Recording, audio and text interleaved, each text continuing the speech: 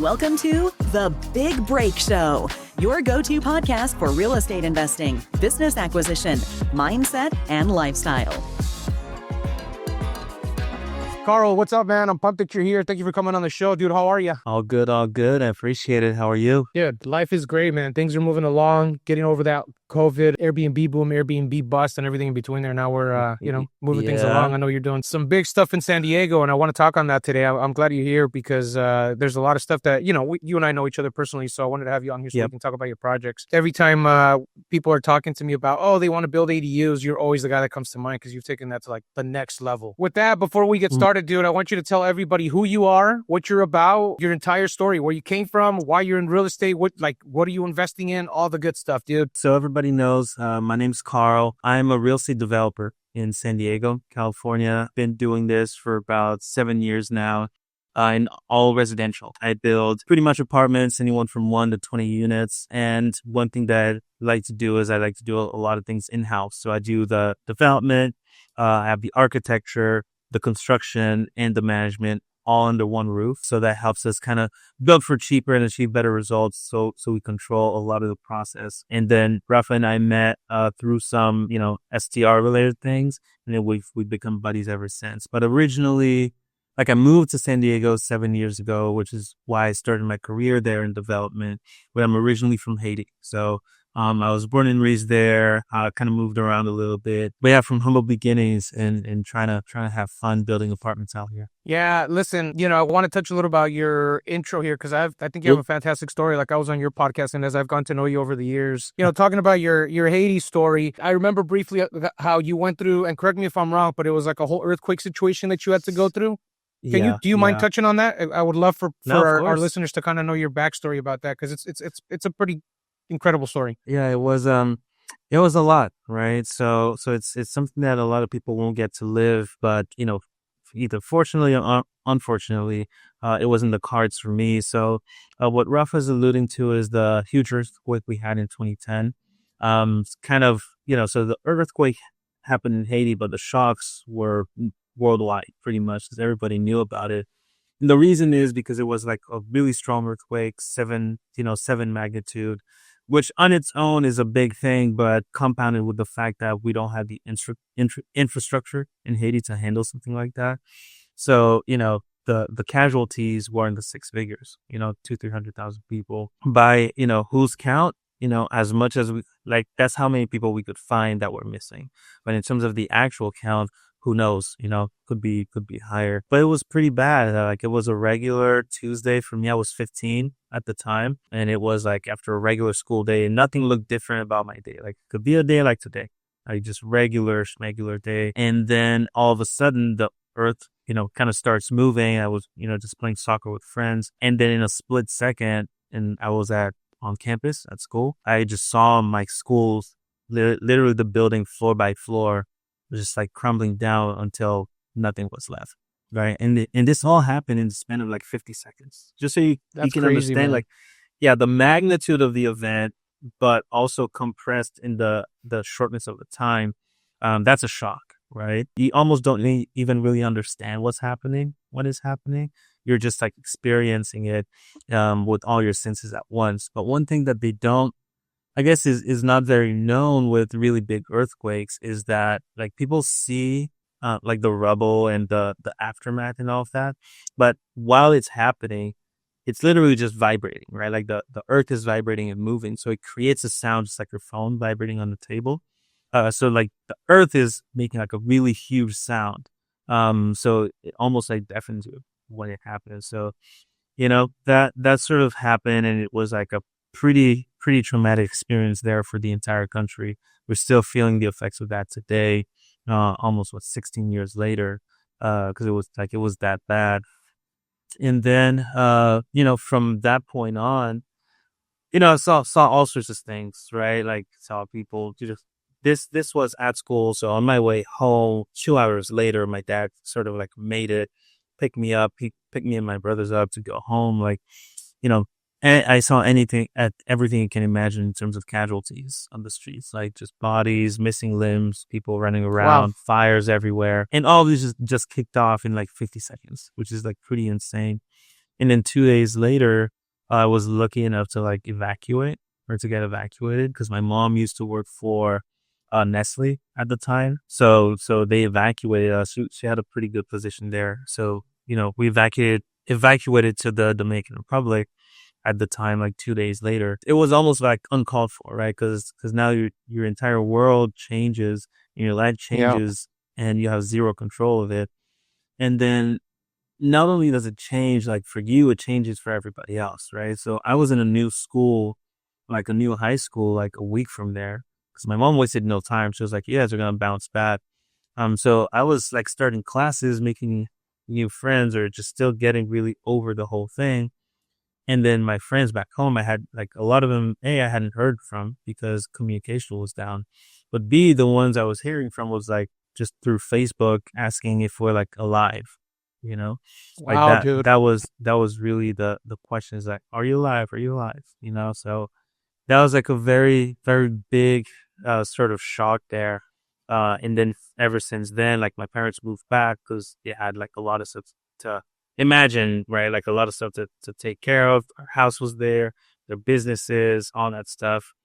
So, my brothers and I stayed in Dominican Republic on our own from that point on. And I had to like basically take care of them and be like this, another head of household, right? Because I was 15, the eldest of four. So my brothers were 13, 11, and 5 years old, so it was it was a lot. And then you move to the Dominican Republic, which is, a great country by all rights, but they don't really get along with Haitians very much. So there was a lot of like discrimination, especially in school, a lot of bullying, stuff like that. I didn't experience too much, but my brothers did. So I had to like, parent teacher meetings, I had to show up, getting groceries for the house, paying bills, like all that stuff I had to start managing when I was like 15 years old. So, kind of had to grow up quick, develop a little bit of thick skin, and then just learn how to get slapped in the face and keep going. Yeah, man. Listen, thank you for sharing that, dude.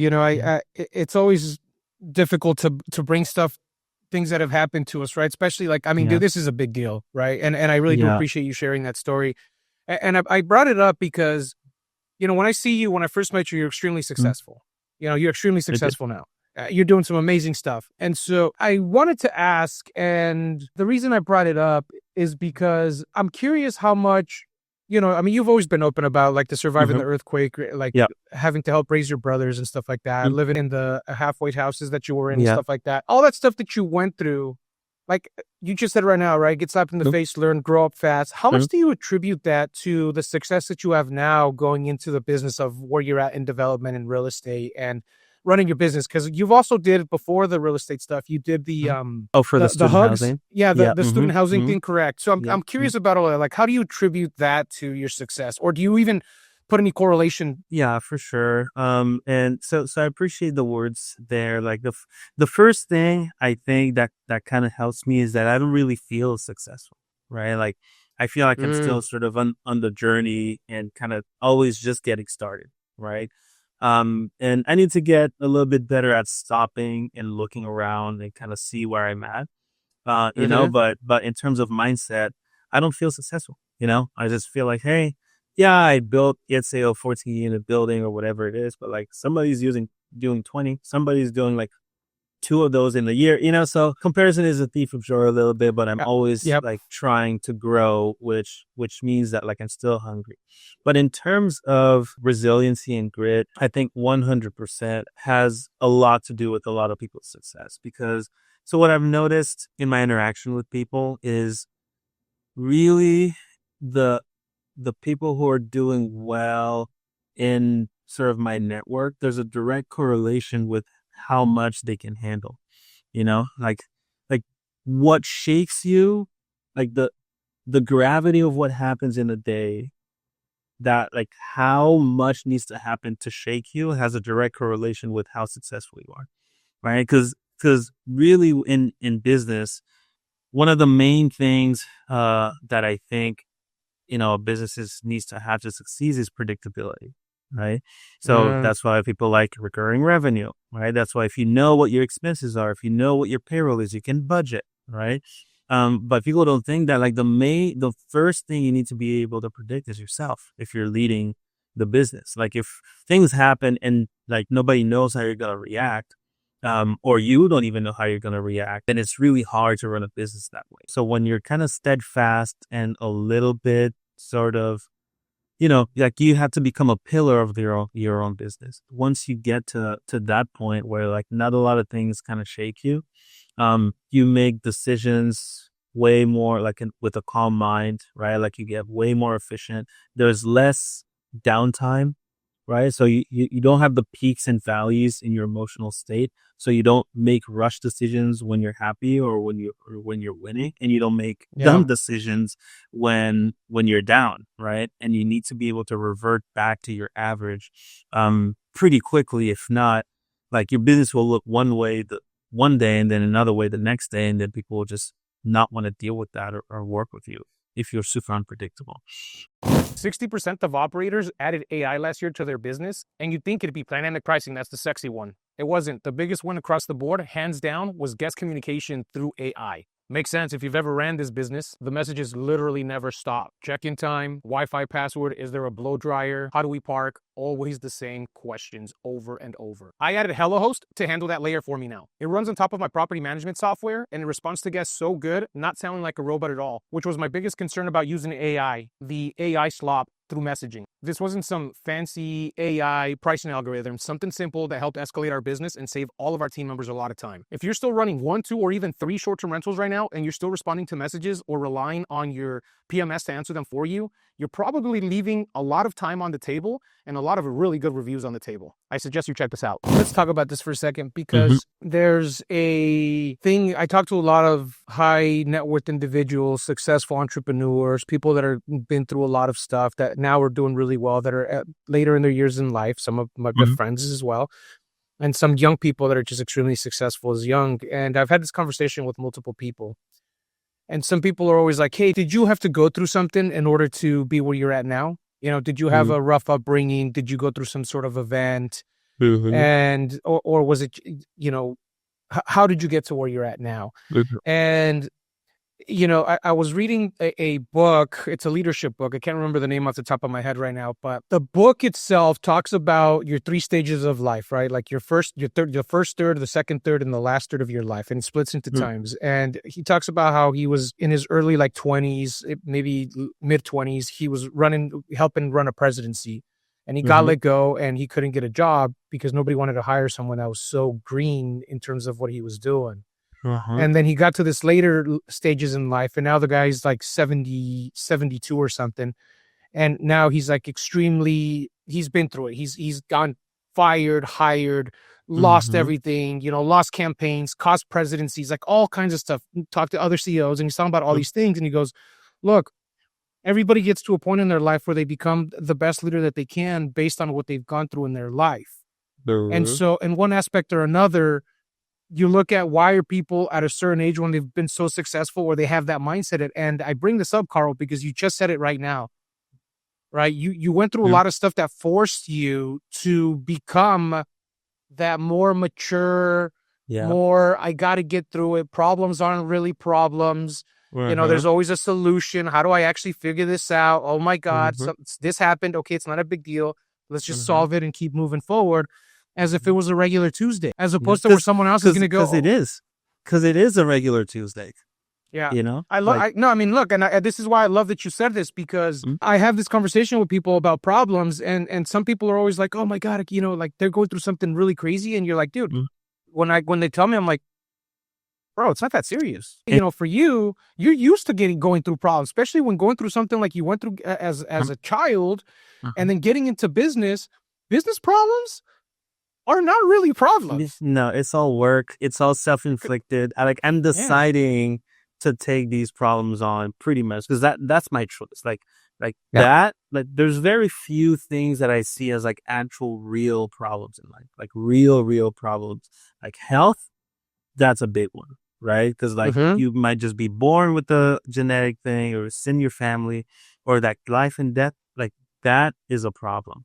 Right? A situation like that, an earthquake that just bounces you out of your stratosphere, That's an actual problem. You have zero control over that. You have control on how you respond. You have zero control over that. Business, stuff like that, that's mainly work. Yeah, it's tough, obviously, right? But like we chose to do this. So like what am I gonna do? Not solve it? Right. Like, that's kind of how I see it. But yeah, like a lot of this work stuff is just work. It's tough and it's annoying and like it does build your character.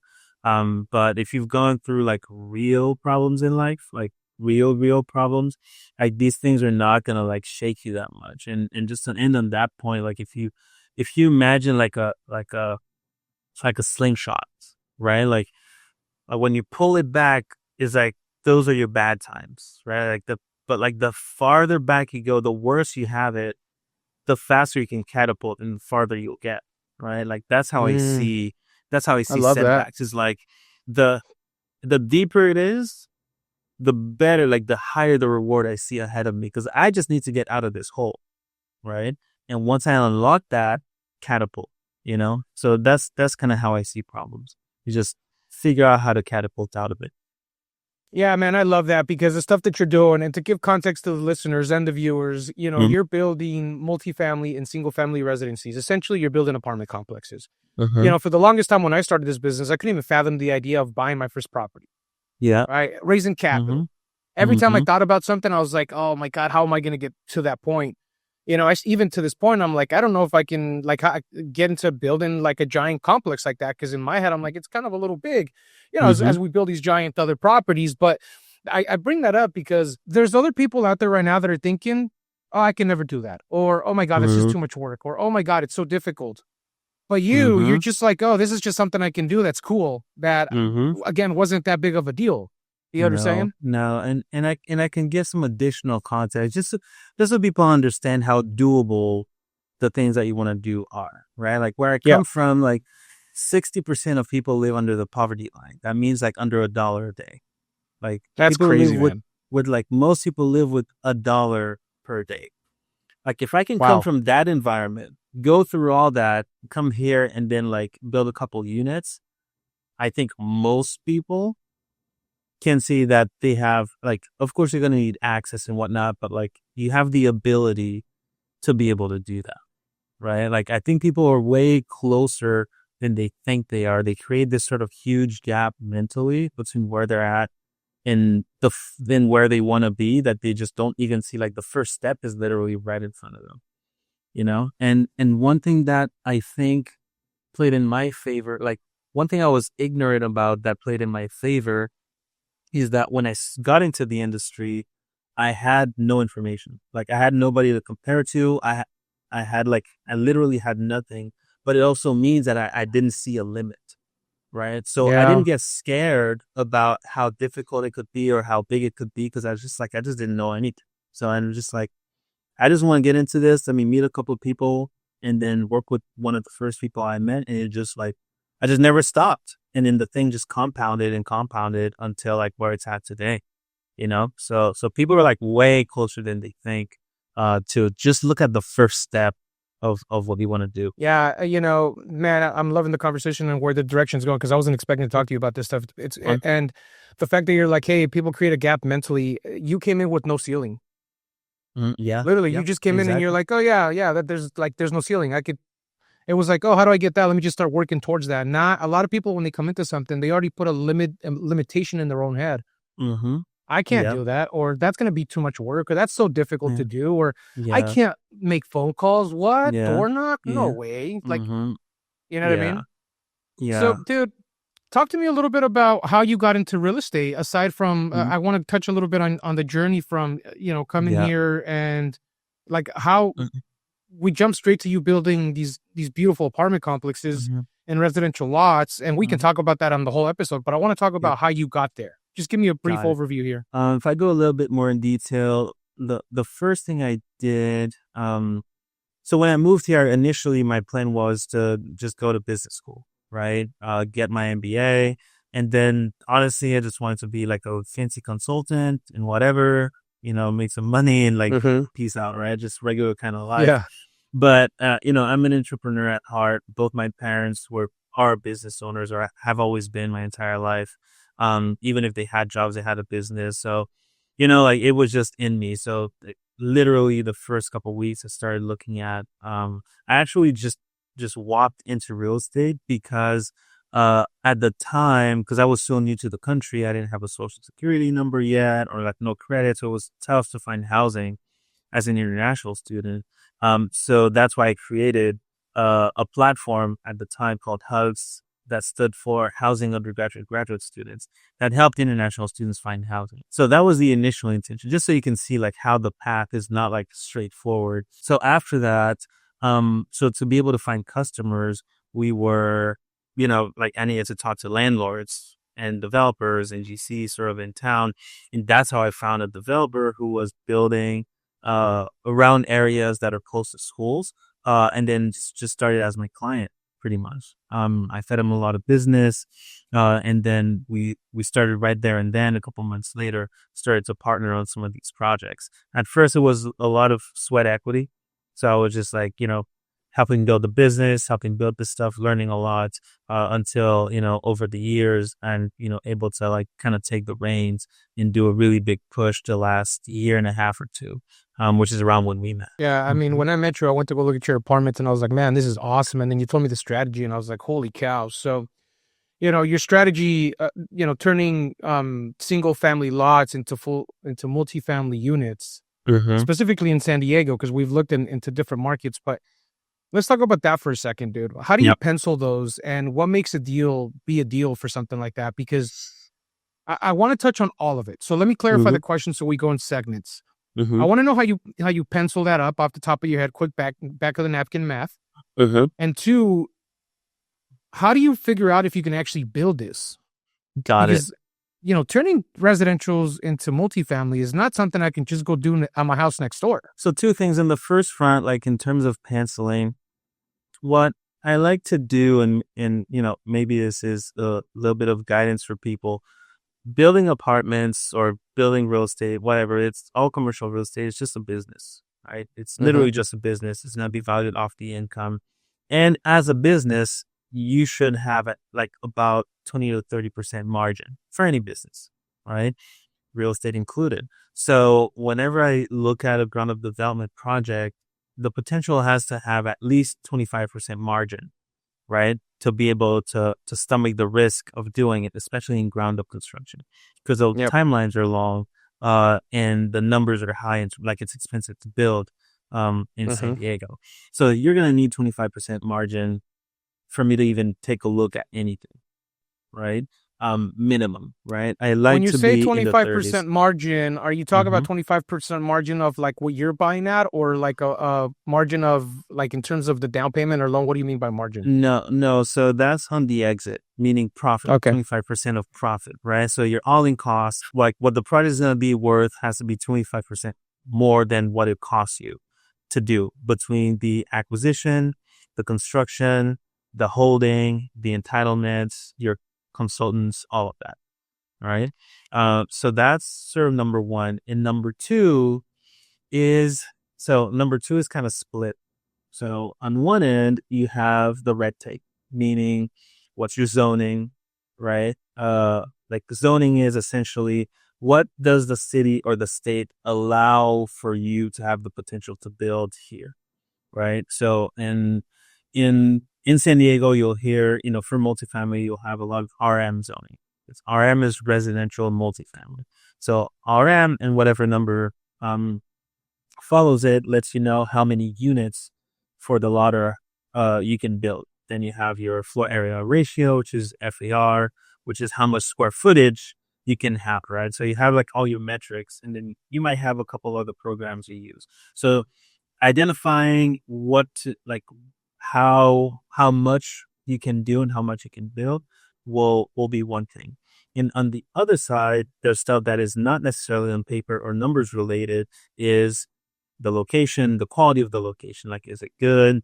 Is a lot shape good, right? Is it a flat lot, or does it have a slope? Like what's around the building, like in terms of what's the aesthetic in the area. Like, is it going to be fun to build a 4-story building here? Will it perform? Will you have parking? Will you not? So all of the things that are not on paper, all of those combined with what is on paper, then give you a product. And really what I'm trying to achieve as a developer is product market fit, right? So I don't want to build something that the market where I'm building it at is not going to absorb, right? So kind of need to have both. And then on top of that, all of that, you could have like really high allowance and leniency and all of that, but if the rents don't support it and you're not achieving the 25% margin, that's still not a good deal. You could build the most beautiful thing out there, but if it doesn't perform, it shouldn't be done. So that's kind of how I look at it. Yeah, we go through a similar process. I was underwriting a market yesterday, and there's some houses that are selling for like $4.5 million. And I'm underwriting all these numbers on for the short-term rental side of things. And some of these are making like $590,000 a year in revenue. And I'm like, wow. And then I look at this house, and the cost to build that house is like 3.5. And I'm like, okay, at what point does it make sense for me to spend $3.5 million to build a house that's going to make me $580,000 a year? It just, there's a correlation to that, right? I'd much rather spend a $2 million or $1.5 million on a house that'll make me $400 to $350 as opposed to an additional 1.5 for an extra $120,000 a year. It just doesn't make sense. Similar concept. It's always on the margins on the backside, especially if I won't be able to sell that bad boy or even refinance it. So exactly. All right, let's talk about the community, dude. Talk to me about the pushback, if you've had any, because I'm very curious, because you and I have had this conversation briefly, but I talked to some people, and in short-term rentals, when you convert a house in a metro area, people are like, oh my God, you're ruining the neighborhood. Party cities come in here, and Airbnb, oh my God, the neighborhood's over. And then, come all these problems with neighbors and BS. And in your situation, I've heard people on the backside go, oh my God, they're ruining the neighborhood with all these units that they're building. Now my quiet neighborhood, now there's 20 apartments being built next door. Do you go through that? Do you get the pushback? Do you even care about it? I'm curious on your side of things. Yeah, I've never gotten this question, but it's something I think about a lot, right? So there are two sides to it. I just thought about it as two Fs, right? Two Fs. And it just depends on what F you give. So there are feelings and there are facts. I love that.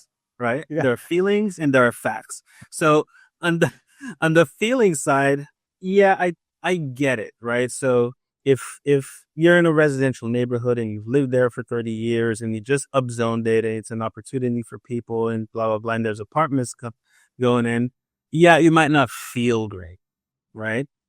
But the fact is, that's where the market is going. So you can either decide to resist it or you move with it. But there's also the fact, right? So to give credit, there's also the fact that some people abuse the development stuff, right? And some people don't care about a beautiful looking building. They just put a stucco box and it's like, this pencils, just put some cheap material in there, get it done, get it solid, right? So I can understand where the general feeling in a community might be, I don't want new units in my neighborhood because a lot of them, will have limited parking. It'll make their property values sometimes go down, most of the times go up, which is kind of like counter to what they believe. Because like the more development there is, the more money comes to the area, the more prices rise and comps get done. So it's like it's actually in their favor. But I can understand the feeling. So however much you are in either side, it's like just depends on what F you give. Are you on the feeling side or on the fact side?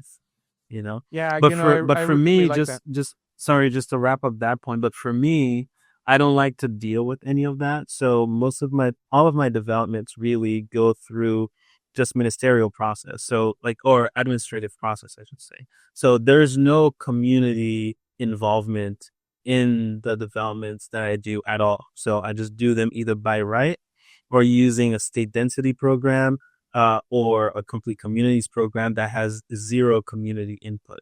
So I kind of fly under the radar and they really realize what's going on when we break ground, which at that point is too late. We have permits, Yeah, dude, I love that. And on the flip side, man, I mean, you're still you're solving a big problem. people are short on housing and you're providing it. I don't understand like why people are so like closed off to the fact that, okay, look, yeah, fine. You might not like the fact that we just put something big here, but now we've provided an additional 10 to 15 homes for people in a beautiful area. And people never look at the actual positive side of things. It's always a situation where it's like, well, yeah, again, they focus on the feelings. You said it perfectly. Feeling effects are fantastic. I love that example. On the development, do you mind touching a little bit on like what kind of zoning laws, what you're going through? Because I like the idea that you said I don't go through the whole neighborhood process of like, there has to be a whole community has to get together and talk to city council and all the other BS. You just go straight to the admin work where it's like, this is what the law states and this is what I can do and this is what I'm going to move forward and do. Can you touch on that for a bit? So like if I go a little bit in the weeds, some of this is San Diego specific, right? So on the zoning side, you'll get your zoning allowance through the RM, right? So RM will essentially your zoning will tell you how many units you can build per square foot of lot area, right? So if you have a 5,000 square foot lot and it's RM 37, for example, which allows 1 unit per each 1,000 square foot of lot area, it means you can put 5 units in there, generally, right?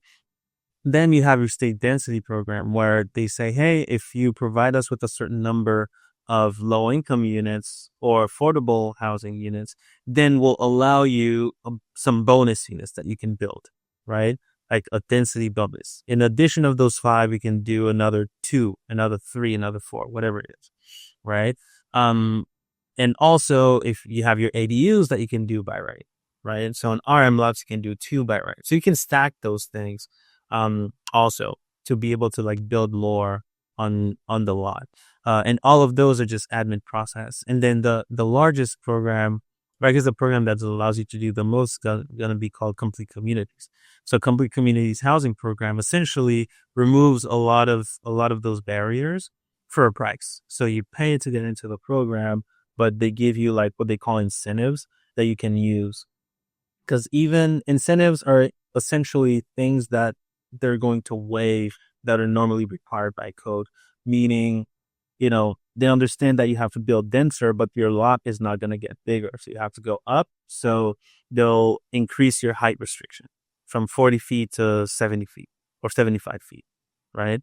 Depending on the level of Complete Communities. They'll increase your floor area ratio, meaning how many square foot of like actual living space you can build for the lot. Typically it's a multiplier, right? So 1 times, 2 times, or 0.5 times, 0.75 times.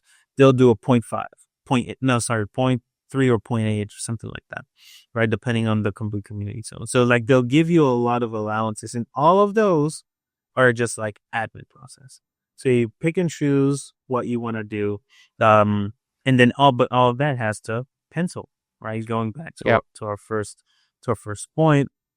And penciling, if you allow me to segue into something, penciling means like most people take it to mean as like financially, right? Like it needs to work out financially to whatever your metric is. For me, it's at least 25% of profit, right? For it to like, for me to put pen to paper, it has to pencil, right?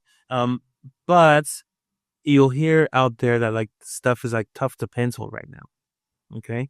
And I get that. And one thing that we do a little bit differently to avoid that is that we control a lot of the pillars, that make a deal pencil versus not. So the acquisition price is going to be the acquisition. We don't control that. We compete for deals just like everybody else. We're able to get some off-market stuff because, sellers have surety of closing with us. So, we get some good deals. But along the way, there are a few things that people typically pay for that we don't, which makes it easier for our deals to pencil. So on the development side, I'll be the developer, right? On none of my deals do I charge a development fee, right? If you're a client, I'll charge you that. But on my personal deals, or if you're an investor with me, there's no development fee, right? So that's 3 to 6% of the project cost that you're saving already, right? So if your deal is at 19% profit, now you're up to 25. But anyway, let's keep going, right? So that's the development. We control that. We have the architecture. in-house also, right? So that's going to reduce what your consultant expense for the architecture side, right? So I'm going to talk numbers first, and I'll tell you something else.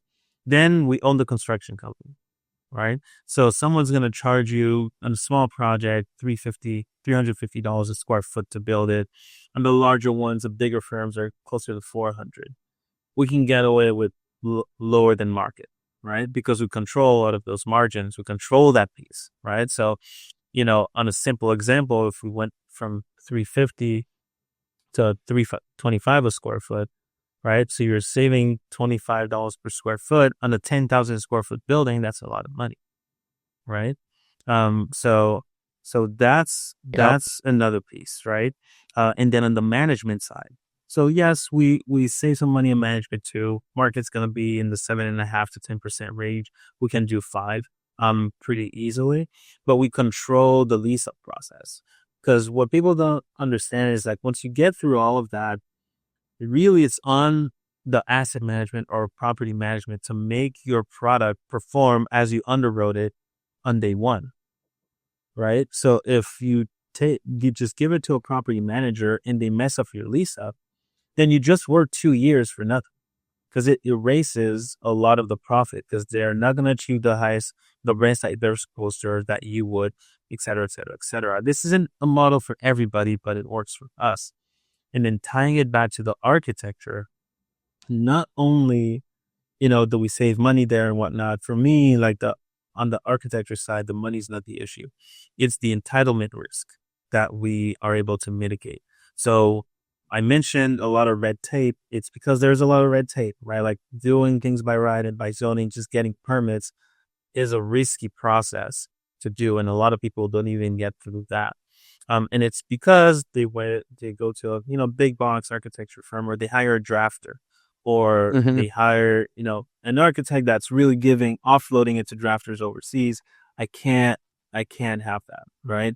So that's a big part of the process, where if your plans are messed up, you're going to have an issue in construction if you even get your permits with those plans in the first place, right? Or it could extend your timeline, like, double your timeline. Let's say if it's supposed to take you a year to get permits, it'll take you 2.5 years. That's a whole other 1.5 years of holding costs, which erodes a lot of the profit that you were supposed to make at the end. So that's why like a lot of people are selling their deals with permits, but because it's no longer worth it for them to build it, especially if they don't build it themselves. You know? So like all your profit is gone because you just took too long to get permits, So like all of those things are like big. And, obviously construction, same thing. If you don't get it built, if you don't get it to the end, you can't sell it, right? So all of those big pillars, we like to control, because those are the big failure points that I see in products and development. So we run all of that in-house. Yeah, dude. There's a lot of similarities for us when we're developing the short-term rentals. We're developing houses that we do in-house. So my business partner owns the construction team. So everything's in-house at our cost. Yeah. There's no paying a GC or overpaying per square foot or whatever it is that we're doing. Things are just completely different. Yeah. There's a big correlation to that. It's similar to in multifamily, large multifamily, the ones that are still successful, that are doing well, are the ones that have in-house management, because they're able to control that additional cost. For all of my short-term rentals, I don't charge a management fee because I have them in-house. They're mine. So we pocket all of that money. If I were to hand that off to someone else, it's an instant 20% off the top. Yeah, can't do that. You know what I mean? You said us a couple of times. Let's talk about that. When you say that, are you referring to your business partnerships? How does that look on your side? So we have everything under one roof, right? But each company acts as its own company. I just have a stake in pretty much all of them, right? So I'm the common denominator in all of that. So ground zero development, that's essentially me and my team, right? So I have 2 people, an operations manager and a business development person on that. So we operate a development company, which essentially acquires the land and figures out what to do with it, right? Creates the opportunity. Then we have the architecture firms, Ohms Architects. It's really just like 4 or 5 licensed architects that operate under one firm, and we have a partnership there. And then at Building SD, I owned half of the construction company with my younger brother, who was a project manager, and my GC, Michael, who was the developer or GC that I partnered with 7 years ago for the first time. So our relationship grew and we owned the construction company together, as well as the management company. So I say we just to reference the team in general, but they're structured in slightly different ways. Okay. Yeah, I'm curious how all that comes about, dude. Because, natural progression in business is growth. And you started with one, you hired a GC, he did the work, you went full cycle on it. And now you're partners in a construction company, you own an architect firm, and you have in-house management. I mean, now you have your actual development firm that basically puts the deals together. So how does that all come about? Like, what are if I were you and I wanted to get into this business where I go, man, everything you're saying right now sounds like, again, one of these audacious goals, but to you, it's like, this is just what I do. If someone listening to this right now were to go, man, how do I get to that point? Like, do I start having the right conversations? Do I ask people to teach me? How do I even know who to hire? Things like that. Talk about that for a second. So I'm a problem solver, right? That's really what it is. I like to solve problems, and it just happens to be that the problems that I'm solving are in real estate right now. Like that's how I see it. So every company I've started on this list that I've partnered with is to solve a problem that I've experienced. And the problem was painful enough that I'm like, I'm never going through that again. Right. So I'm solving for it. And it has to be worth solving. Right. So really, I would say, but do one at a time. Right. I didn't start just hey, with this genius idea that I'm going to have everything in house and then that's how I'm going to structure. No, it just came after the fact, but I just paid attention to where the failures were happening, right? Because I get knocked in the teeth, something doesn't perform as I expect, or something takes too long, or costs too much. And I sort of dissect it and I'm like, what's the problem here?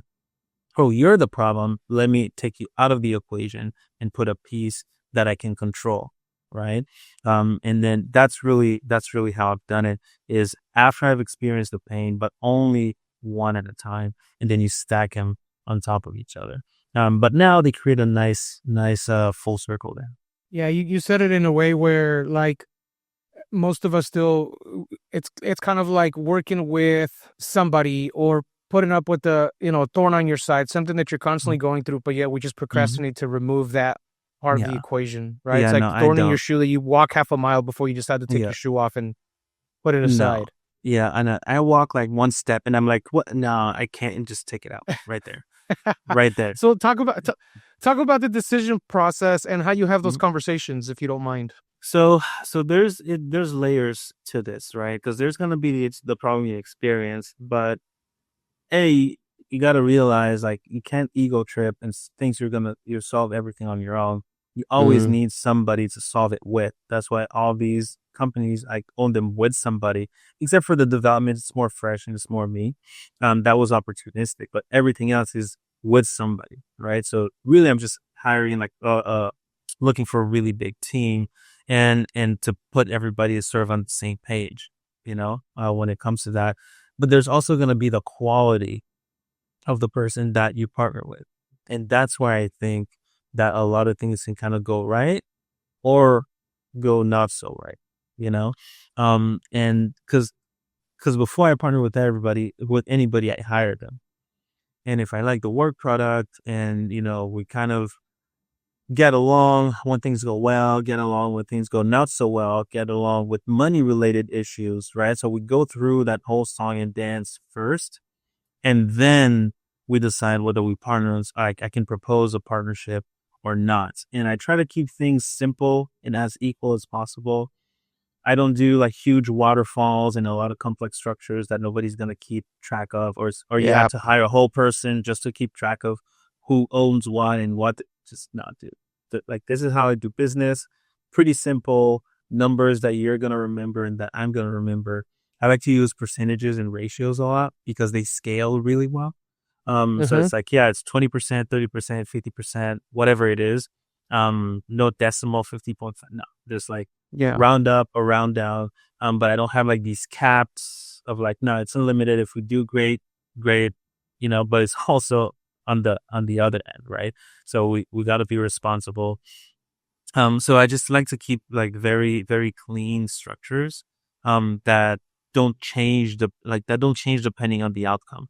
Like the structure remains, the outcome changes depending on the structure, which is the other way around, because people will start feeling like, oh, after a certain number, I'm leaving money on the table or blah, blah, blah. No, like you're leaving money on the table long term because this person at some point is going to feel like the cap is not what they're worth and they're going to leave. Right. So I rather keep the cap unlimited for everybody involved, and then everybody just chasing essentially a limitless number. Right. So we all keep trying harder and harder, to provide better results. Whereas if you introduce all sorts of waterfalls and it splits at this point, or you can only earn this much and then the rest is mine, then it just like you just run into these limits, which also will limit their effort or their involvement. So that's kind of like how I like to keep my structures. Yeah, I mean, it's funny you say that, because even like when you're structuring a new hire for commission, or you decide to give someone a piece of equity, or a new business partner coming in, or even these crazy syndications. Some people do some stuff that I'm like, dude, I've had to talk to 5 attorneys to figure out what it is that you're doing. Like, I'm not touching that. Let's just keep it simple. When we raise capital, everybody's like, oh, we need to offer this and offer that. And they're like, oh, you should do like 8% pref, 2% equity. After 5 years, the equity changes to 3% equity. And now their pref goes up, and then you cash them out. And now their equity. And I'm like, dude, how about we just pay a 12% profit across the board, or we do a solid equity split with a small fee? Like, let's just keep it simple and continue moving forward. Right. Exactly. I partner with a ton of people. And I look at it like, how much value can I add to you, knowing that you're going to add value back down the line? There's no give and turn now. If I go, hey, let's partner together because you're going to raise capital, or let's partner because you're going to build. This is how I structure the partnerships with my business partners. They're like, well, the first question is like, well, how do you want to do this, dude? If we're going to partner, we're partnering. This is going to be a 50-50 split. Just make sure you get this done. Yep. Exactly. I'm not, if you only bring in this much, you get this much, and then we'll figure out the rest later. Come on now. At that point, nobody's putting an effort to move forward. No. It's just, I got to trust that you're going to deliver on your part, and you got to trust I'll deliver on my part. And that's now, if you don't deliver after the one, it's a one and done, and I move on. Yeah, exactly.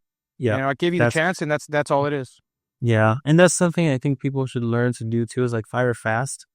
Like, especially with like on the field, like I fire fast. Like if the results are not there, done. It's like, I tell it to you once, still not there, done. Right. Like, cause you got to cycle through, to keep the performance. And then like something I've heard, I don't remember where I've heard it, but I've been implementing a lot, is like with each new hire or each new partnership or each new relationship, the collective average quality of all my relationships needs to go higher with each one, not lower.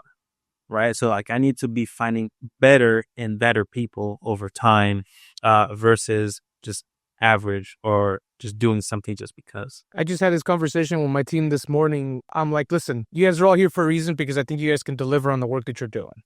However, if you think that you're at the best and you're the greatest around, I don't want you here. It's that simple.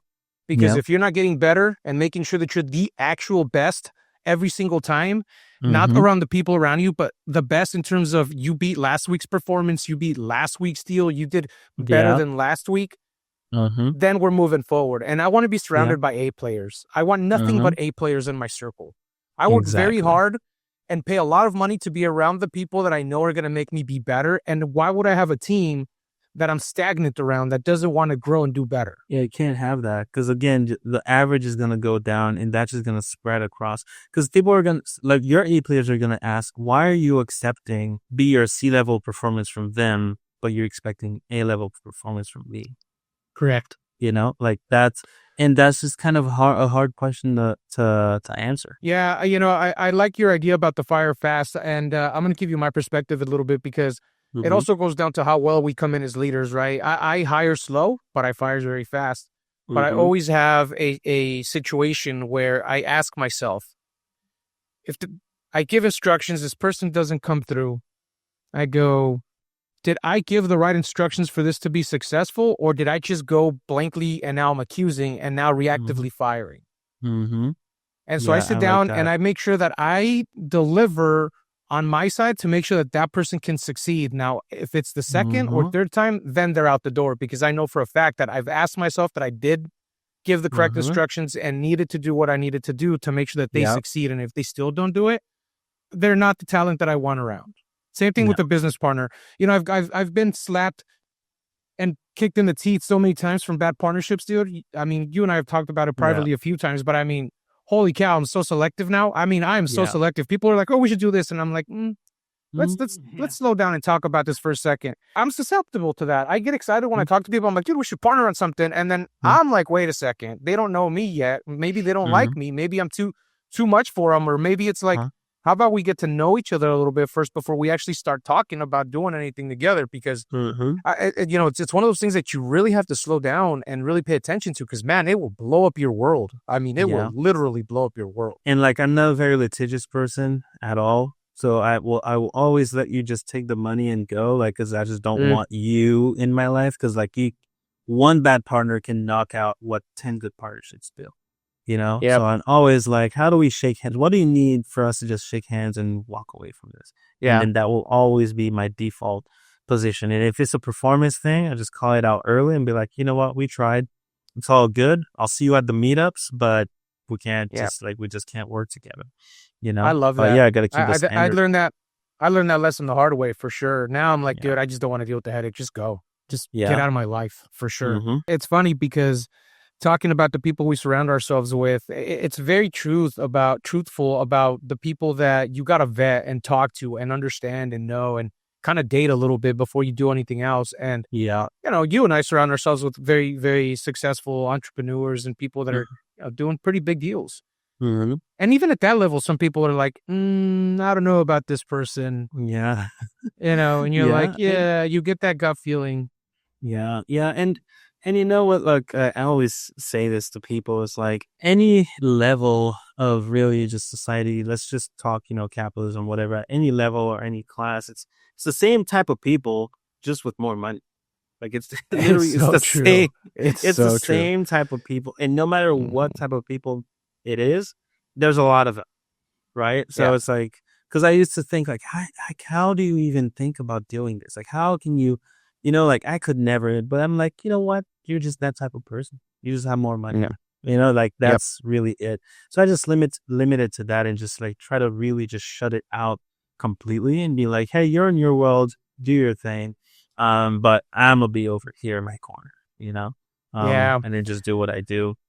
It's tough, dude. That level of separation is important. No, I mean, it is tough, but you know, that all the Mhm. tough decisions always have a good outcome at the end if you do them Yeah. correctly and you overcome it. I Mhm. mean, it's just part of business. It is what it is.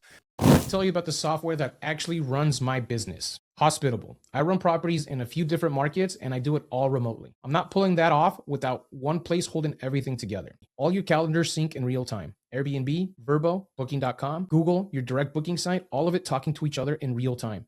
So you don't get double booked. And if that's ever happened to you, you know how bad it is. Refunds, bad reviews, lost reservations, it's a pain in the butt. Hospitable's new dynamic pricing is built right in it now. It updates your rates every day off the market and pushes them out everywhere for you. And you can do markups per OTA. You're not touching it once, you just have to oversee it every now and then to make sure it's correct. You can even build your own direct booking website on the platform and get you on Google so that you can take bookings without giving up those OTA fees. We all know about the 15.5% fee. And the operation side is honestly my favorite part. It assigns your cleaners around every booking. You pay them right there in the app and it spits out a new door code for every single guest. And my favorite part is their newest addition, the upsells. We've made about $450 this week on upselling early check-ins, late checkouts, and entertainment packages.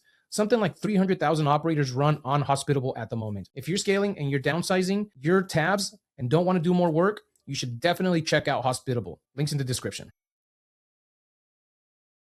All right, dude, talk to me a little bit about the structure between your entities. So I'm curious how you structure this, because you said you have your construction company in-house and there's no fee being charged.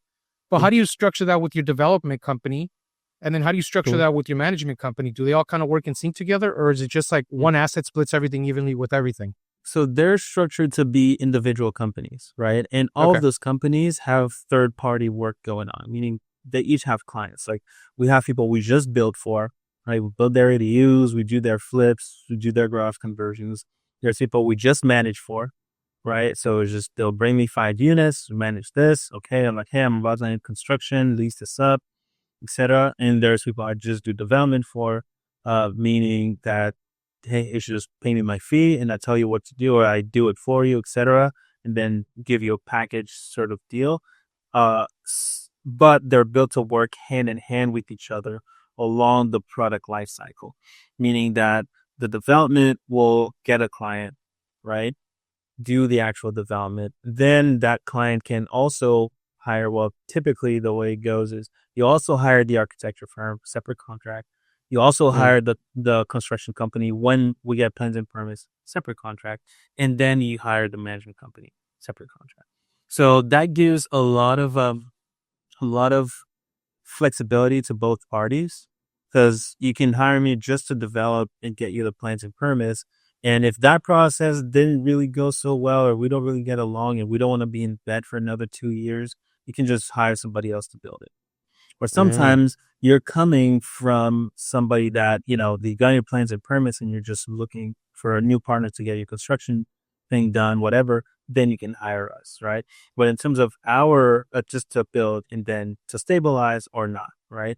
So there's a lot of like flexibility in the structure, but typically a deal will go through the life cycle, through each company, but have the separate agreements with each entity as a standalone entity. And it limits liability too. And for your own personal deals, if you're not doing this for someone else, do you charge like fees to each entity from your development company, or how does that work? No. So there's so what I try to not end up doing is, and I've stopped doing, is just doing free work, or start paying for stuff I shouldn't be paying for. Like, for example, in my own deals, if I'm the developer and I'm the sponsor, there's no, I don't charge a developer fee. Some people do, but that's just, I just see that as part of my work and I enjoy doing it. So there's no, and it helps me perform better, right? And it aligns my incentives, because I only get paid at the end after all the investors get paid. On the development side, there's no development fee. And then for the other companies, it's just below market rates for everything, right? Meaning, whether it's 10, 15, 20%, 30% below market will depend on the deal and what it needs. But what it allows me to do is have the levers to pull on that, right? So we'll still get bids for, every deal. Let's say at construction, we'll still get 3-4 bids to compare. Okay, they're charging, there's a range, and this construction is market looks to be between $2.2 and $2.5 million, right? Okay, can we afford to do this for 1.9? Right? So that the construction company just have a sliver of a baseline of profit to operate as a company on its own, but the deal still gets a considerable discount below the cheapest market rate that we could find, right? So it's a win-win situation, but I get to control it, right? And I can't be like, oh yeah, the job is stopped because the GC didn't show up, or the GC didn't come and, hasn't been here for 3 weeks, or the GC bought material and only half of it's on site. I can't. So one of the reasons is I can't go back to an investor and tell them that the project's late because somebody else woke up on the wrong side of the bed and decided not to show up to work. I can't have that. I can't, it's too much money going around. It's too important for me to be like, oh yeah, the GC hasn't shown up and I just can't reach him. It has been 2 weeks and the project's sitting and we're paying $300 a day in holding costs and interest payments to hold this thing, which is $300 a day. We're making less of profit. I just can't see myself picking up the phone and going back to an investor who trusted me, telling them that we're underperforming because of third party. It's just giving away the responsibility. I just can't. I know it happens, but for me, that just does not work. So I rather take the fall and be like, it's my fault, my bad. I'm working to fix it, or hey, I'll take out of my share to replace what's been lost. Right? I rather do that than have zero control and be like, yeah, the guy just hasn't shown up in 3 weeks, and then I need to call another guy, and then that guy doesn't show up or doesn't want to take the other guy's job, and then because there's warranty issues, so they don't want to warranty the work. I can't. I just don't see how. Me as an investor, it would be hard for me to just accept that. Yeah. Although it is a thing in the industry. So that's the standard I operate on, is like, I just can't, those words cannot come out of my mouth. I just don't feel comfortable with it. So I No, I love rather that. handle everything. Your extreme ownership of everything that you're doing is like, it's a great way to run a business, because Yep. you're going to build trust and credibility long term, and you're going to always have people wanting to work with you because you're going to solve the problem no matter what. I can't stand when somebody throws blame on someone else, even though it's out of their control. I'm like, dude, like, listen, I know, but like, what did we do here to make sure that this wasn't happening? It's like, oh, well, it wasn't my fault. And I'm like, all right, this isn't going to go nowhere. You know what I mean? Yeah, there's stuff out of your control. There's stuff out of my control. It's like, yes, but like, what are you doing now to put that back in your control? Like, how are we solving this? Because like, I almost never care about like what happened or why it happened, blah, blah, blah. If it's third party, it's fine. It's like, okay, what are we doing now? You know, like, just show me that energy. That's exactly it, right? When you take extreme ownership, you don't even have to give an answer on what we're doing now, because you're already working on that. You just, the next conversation is like, this is what happened, I'm sorry, and this is what we're doing to solve it. Done. Yeah. Or And you that's show it, up you with move it on. already solved, you know? It's like, Correct. hey, this is what Correct. happened. Here's the solution. Here's where we're at now. But FYI, this happened and this might affect that, you know, like done. I had a situation a couple of years ago where a contractor stole a bunch of money. And one of my investors comes to me and he's like, hey, so how's the project going? And I'm like, dude, you have no idea what a nightmare this thing has been. And he's, and you know, I'm like going into this whole like story, and he's just giving me this look like, you know, like, holy crap, what did I get myself into?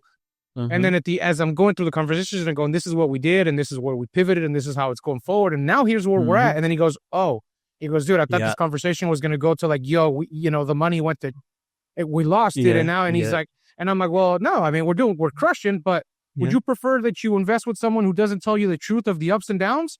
Do you want me to just come to you and tell you everything's golden and shiny and, you know, there's rainbows and sunshine and unicorns all the time? Or do you want me to tell you the actual truth of where your money's at, the pitfalls that we had to go through, the honest feedback of everything we've gone through, so that you know what I'm actually doing to make sure that your money's safe in this deal? And he's like, now I've never had anybody talk to me that way as an investor.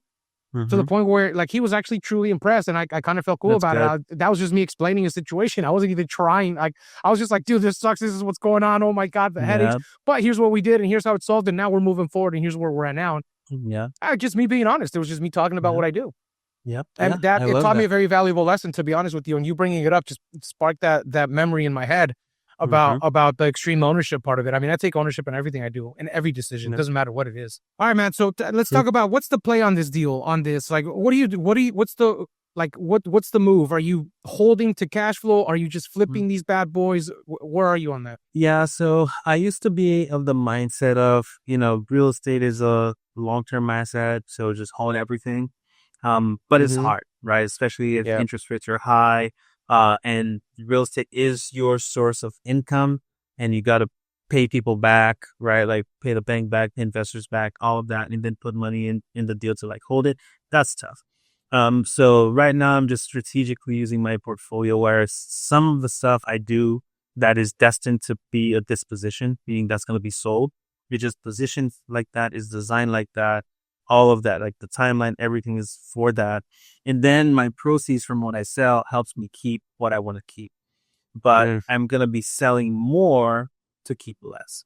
Because really what I've realized through, you know, talking to a lot of people who have been doing this way longer than me, and that's something that like I'm living by right now in terms of my portfolio, is you got to own less assets of good quality with low leverage.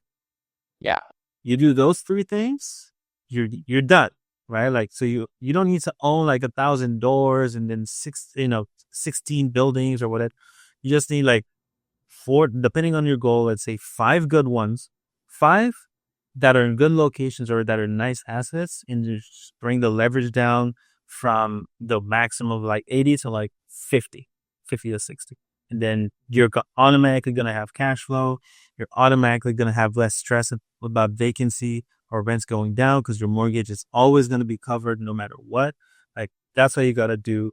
Own a few assets of higher quality with lower leverage, and then sell everything else. I'm going to close it off here, because you said something so good. Everybody out there's chasing the big portfolios, the big numbers. I was just at a conference in San Diego for management companies and short-term rentals. And the biggest question is like, how many doors are you managing? How many doors do you have? And that was like a question that was just going around. Even on the panel, they're like, can you please talk about the doors that you have and the number of properties and the acquisitions? And this guy, I have a conversation with this guy, and the first thing goes, hey, so, what do you do? I have my in-house management company and I do development. He said, oh, so how many doors do you have? And I looked at him, I said, everybody's been asking that this weekend. Yeah. I'm like, I used to have 171 under management, bro. And he's like, oh, and I'm like, I closed down like 80 of these things. I have like 27 now. Yeah. And he goes, oh, but like, why? And I'm like, because they were a freaking headache. Yeah. Yeah. The problems they would cause. Obviously, we closed a lot because of regulations, but it was kind of a blessing in disguise because, man, they were a headache. We keep the ones that perform well. That doesn't mean I don't want to grow. It just means I'm now picking and choosing the ones that I'm actually going to keep. I have some of these properties still that are just a thorn on my side that I'm like, I can't believe I still have these. And they're just so hard to offload. And everybody's so focused on the biggest number. And they even asked they asked from the stage to the crowd, they're like, oh, who's got over 5,000 doors? Who's got over 6,000 doors? And I'm like, yeah, it would be awesome if I would raise my hand right now. It would be awesome. I know some guys that own 7,000 doors, and I'm like, it'd be awesome to raise my hand. But I'm like, I also know those guys have talked about what a headache it's been to get to those 7,000 doors and how they wish they would have offloaded half that portfolio a long time ago. There you go. The fact that you can pick and choose the good ones, have less leverage, security, you don't have to worry about not making payments. It's pumping cash out every single month. They're beautiful houses, beautiful multifamily. In my world, that's why I focus on the luxury development now. That's been a blessing, partnering with my partner Luis on this stuff. That's been a huge blessing because now we get to pick and choose which ones we keep, and we get to pick and choose which ones we sell, and we still make money on both sides. Yeah, I love that. Carl, at the end, I always ask everybody if they had a big break. I'm going to transition from that a little bit because we've already talked about your story very well, but something that I'm telling people is one of my biggest takeaways during the episode because I like people to get takeaways from these episodes so that they can go and implement and talk about. And, I love the two F's, the feelings and the facts. You can take that not just in what you said in terms of what people's opinions are, but also in your decision making. Are you making a decision based on the two F's, a feeling that you have or the facts that are in front of you? Yeah. Or, I absolutely love that. Like I wrote that down and I put a bunch of stars next to it because anytime you think about something, what's the decision that you're making? Are you making this decision? Like you're on the fence about yes or no. Should I do this? Okay, well, what's the feelings and what are the facts? I love that, man. That was that I wanted to share that with you because I think that's something that I really want people to kind of take away from this entire episode. And you said a bunch of fantastic things, right? The don't feel successful thing. I love that because I just had this conversation with someone a couple months ago at a mastermind. And we're having dinner, and I'm like, dude, I don't feel like I'm successful. And he's like, bullshit, you're super successful. And I'm like, in your eyes, I've done a lot of beautiful stuff, everything that's great, but I'm still here. I'm still grinding. I'm still looking for the next big thing. And I'm like, I don't know, man. I don't know. Yeah. Anyway, Carl, dude, this has been a fantastic conversation, brother. I appreciate you for coming on the show. Talk to everybody a little bit about where they can find you. I want you to kind of give a shout out on your Ground Zero community because I think it's a very special thing that you're doing. I'm sure it's going to change a lot of lives. So, go ahead and share that now, please. So, main place to find me is on Instagram, unless you're local to San Diego. Instagram, my first and last name is my handle, Carl Dumesle. And I'm sure Rafa will leave it somewhere.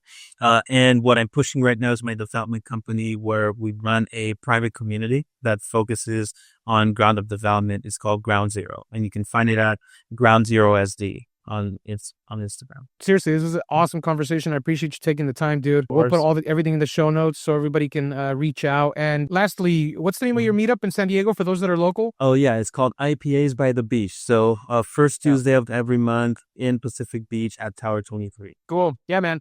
All right, dude. Well, thanks for being here, dude. Carl, appreciate your time. Real quick, can we take a second? Do me a favor. Hit like and subscribe if you haven't yet. I know every channel says this, but it really does matter. When you like and subscribe, it tells the algorithm to push this to more operators who need it. 2 seconds for you, and it gets me in front of the next person trying to figure this stuff out.